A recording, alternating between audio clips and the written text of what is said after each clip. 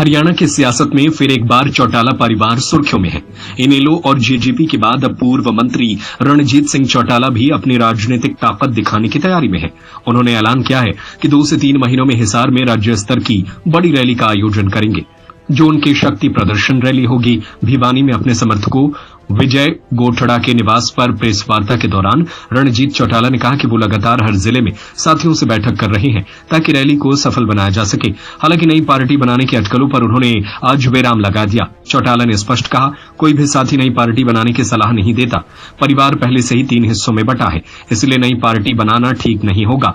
2 दल हैं और भविष्य में इन्हीं के साथ गठबंधन की संभावनाएं तलाशेंगे। पूर्व मंत्री रणजीत चौटाला ने यह भी कहा कि आज देश की राजनीति गठबंधन की दिशा में जा रही है। चाहे नीतीश कुमार हो, ममता बनर्जी हो, शरद पवार, सभी एकजुट होकर राजनीति कर रहे हैं। चौटाला परिवार ने एक न होने की टीस भी रणजीत के चेहरे पर साफ दिखी। उन्होंने कहा कि उन्होंने परिवार को एक करने की काफी कोशिश की, मगर हर कोई अपनी मर्जी का मालिक है। वहीं कांग्रेस द्वारा उठाए गए वोट चोरी के मुद्दे पर उन्होंने कहा कि यह खामखा की बात है। जब तक सुप्रीम कोर्ट या चुनाव आयोग का कोई फैसला नहीं आता, ऐसे आरोपों का कोई मतलब नहीं। रैली तो इशार करूंगा जी। आज तो वर्कर्स मीटिंग से जरा रैली तो देखो लोगों ने करनी है, सब जिले करके मिलके करेंगे। स्टेट लेवल की रैली होगी, उसमें हर जिले पे जा रहा हूँ। आज जैसे जींद का भी है जी, आज कोई 200-250 मेन जो हमारे साथ जिन्हें जानता हूँ मैं, वो मुझे जान रहे हैं, ऐसे मेन वर्कर्स थे। और मीटिंग जो वर्कर्स मीटिंग रखी है वो हमने रखी है जी 30 तारीख को, 30 नवंबर को।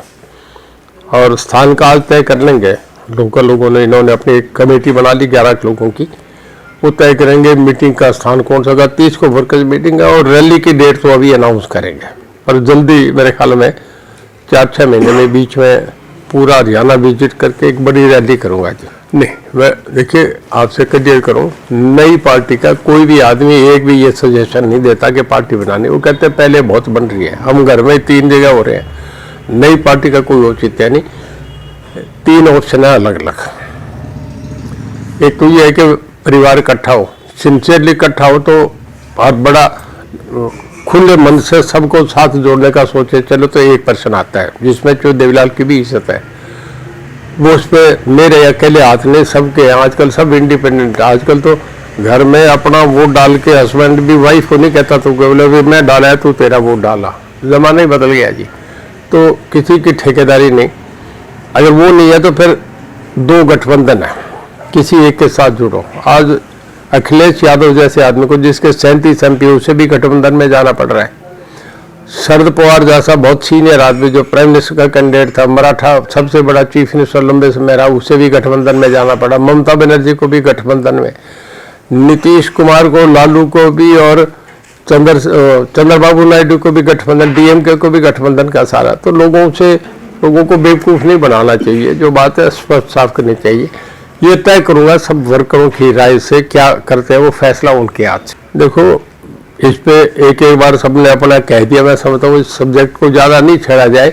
लोगों का दबाव ही सब कुछ ठीक करता है। देखिए एक ऐसा सब्जेक्ट है जिस पे ना सुप्रीम कोर्ट का दिया है, ना इलेक्शन कमीशन का दिया है।